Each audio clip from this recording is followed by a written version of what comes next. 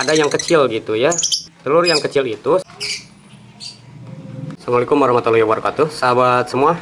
Kali ini menjawab dari pertanyaan sahabat semua ya. Jadi dari Mas SN Merpati ya. Jadi telur merpati ini sahabat semua. Dan kebetulan Mas SN Merpati ini punya telur, katanya itu seperti biji kelereng itu ya. Seperti itu. Jadi ukurannya tidak normal. Nah, pada kesempatan kali ini kita akan sedikit membahas buat kalian semua gitu ya. Nah, sahabat semua, kalau yang ini ukuran normal ya, kita akan membandingkan sahabat semua biar visualnya itu lebih kena gitu ya pada materi kali ini. Nah, kebetulan sahabat semua kita akan membandingkan ya telur yang merpati ini. Kebetulan saya punya lakbet sahabat semua. Ini ada kandang lakbet ya. Kita taruh dulu yang ini sahabat semua di sini ya. Nah, kita akan mencoba sahabat semua bandingkan ya dengan telur lakbet ya. Ini sahabat semua ada. Kita taruh dulu ya. Ini telur lakbet sahabat semua. Nah, sahabat semua mungkin ya, mungkin Mas SN Merpati ini taruhlah seperti ini gitu ya. Dan kenapa telur itu baik di unggas atau di merpati, di ayam maksudnya sahabat semua, itu mesti ada ya sahabat semua. Telur itu ada yang kecil gitu ya. Telur yang kecil itu sahabat semua ada beberapa hal ya, ada 4 poin yang mungkin kita akan bahas gitu ya pada video kali ini. Nah sahabat semua, menurut ilmu pengetahuan bahwa telur merpati ini bisa kecil itu dari 2 faktor ya yang sangat berhubungan sekali dengan telur merpati kita itu menjadi kecil. Yang pertama dari faktor infeksius ya.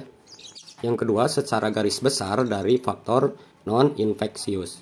Dari serangan faktor infeksius sahabat semua itu bisa menyebabkan kerusakan dan disfungsi organ ya. Kerusakan itu sahabat semua meliputi pada sistem pencernaan merpati, pernapasan, saraf, dan reproduksi indukan merpati kita. Nah, itu menyebabkan dari telur merpati jadi kecil. Penyakit yang sering terjadi sahabat semua pada telur merpati ini seperti IB atau infectious bronchitis ya, dan avian influenza atau AI sahabat semua, dan penyakit ND ya. Dan tentunya ini pula tidak bisa langsung didiagnosa seperti itu ya sahabat semua. Kalian harus ada di bedah bangkainya juga ya, serta harus ada pemeriksaan di laboratorium. Tapi kisi-kisinya seperti itu ya, dari faktor infeksius. Nah, untuk menjaga hal semacam itu dari vaksinasi dan biosecurity yang ketat gitu ya. Terus dari antibodi yang pertama nih sahabat semua, ketika pijikan itu harus benar-benar diloloh memakai susu tembolok dari indukan pejantan atau indukan betinanya, sehingga nanti sesudah dewasa ini tidak akan terjadi kecil daripada telur merpati kita ini seperti ini gitu ya. Jika kendala yang kita hadapi bukan dari faktor infeksius, langkah selanjutnya yaitu kita harus melihat dari faktor non infeksius gitu ya. Jadi faktor non infeksius ini cenderung dipengaruhi sahabat semua dari manajemen kandang yang tentunya dapat mempengaruhi produksi telur menjadi kecil. Faktor non infeksius yang pertama adalah dari kualitas ramsum ya. Ramsum ini sahabat semua merupakan sumber nutrisi yang diperlukan oleh merpati kita gitu ya. Jadi ukuran berat telur itu dipengaruhi oleh nutrisi ramsum seperti protein dan asam amino tertentu ya, atau metionin dan lisin. Sahabat semua, keseimbangan antara kalsium atau Ca dan fosfor serta kadar mineral garam atau NaCl pada ramsum merpati kita itu juga perlu terpenuhi ya. Jadi untuk peranan kalsium, fosfor, dan NaCl ini saling berkaitan dengan yang lainnya. Untuk kadar mineral garam dalam ramsum itu akan mempengaruhi tingkat konsumsi gitu ya. Itulah sebabnya sahabat semua, ketika pemberian jagung pada video-video sebelumnya, kalian juga harus tepat waktu, tepat guna, tepat sasaran ya, memberikan daripada pur baik itu masa starter, masa grower, dan masa developer gitu ya, sama seperti pada ayam sahabat semua. Kalau di ayam kita sahabat semua, kalau di peternakan ayam yang seperti saya pelihara itu kalian bisa menambahkan ya, selain daripada pur sahabat semua, untuk masa starter kalian juga bisa memberikan juga top mix, atau kalian juga bisa memberikan mix plus ya. Nah, faktor yang kedua dari non infeksius yaitu dari bobot badannya sahabat semua ya. Kemarin sudah dibilang bahwa kalau bobotnya kecil maka tentunya keluar daripada telurnya ini akan kecil pula. Beda dengan yang besar gitu sahabat semua ya, yang sehat tentunya akan mengeluarkan daripada telur yang normal gitu ya.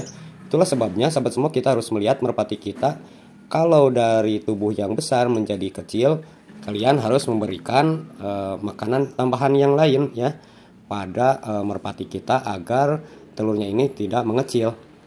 Faktor yang lain sahabat semua non infeksius itu dari stres gitu ya. Nah, dampaknya sahabat semua, produksi telur itu akan mengecil pula gitu ya.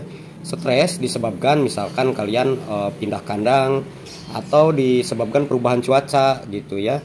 Terus ada parasit atau kutu, perlakuan kasar terhadap merpati kita itu juga bakal menyebabkan sahabat semua telur menjadi lebih kecil gitu ya. Nah, untuk kalian sahabat semua bisa memberikan ya untuk merpati yang stres gitu ya, bisa memberikan pita stres. Ini dilakukan sahabat semua untuk menambah nafsu makan dan menjaga proses metabolisme tubuh pada merpati kita lebih optimal. Nah, sahabat semua, faktor yang terakhir yaitu dari faktor pencahayaan. Jadi pencahayaan ini memiliki hubungan yang sangat erat dengan pencapaian berat daripada bobot telur merpati kita. Secara umum, sahabat semua, merpati yang mengalami kematangan seksual akan memproduksi telur dengan ukuran yang kecil. Sedangkan apabila kematangan seksualnya terlambat, maka akan memproduksi telur dengan ukuran yang terlalu besar pula atau abnormal. Nah, hubungannya sahabat semua, kekurangan pencahayaan pada kandang kita gitu ya, itu menyebabkan perkembangan organ reproduksi merpati kita itu menjadi terlambat gitu ya sahabat semua. Ini mengakibatkan merpati kita juga terlambat dalam bertelur, hingga terlambat mencapai puncak daripada produksi telurnya ini gitu ya. Apalagi kalau merpati kita tidak diumbar sahabat semua, itu sangat memerlukan sekali pencahayaan terhadap kandang kita, terutama kepada indukan merpati kita. Satu lagi sahabat semua, jadi telur yang kecil ini sahabat semua bisa disebabkan juga nanti dengan faktor tuanya daripada merpati kita gitu ya. Kalau tua sahabat semua, kekurangan kalsium menyebabkan juga kecilnya daripada telur yang biasanya. Demikian sahabat semua informasi buat kalian tentang telur merpati kita yang kecil satu gitu ya. Semoga videonya bermanfaat. Terima kasih sudah menonton. Wabillahi taufiq wal hidayah. Wassalamualaikum warahmatullahi wabarakatuh.